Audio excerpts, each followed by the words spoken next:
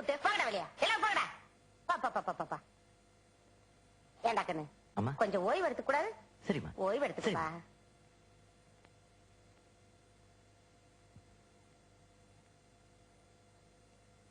சிசியா ஒரு பீடி கொடு. ஏய் சின்ன பசங்க பீடி குடிக்கூடாடா. அண்ணா நான் உன்னை விட 10 வயசு பெரியவன் தெரியுமா?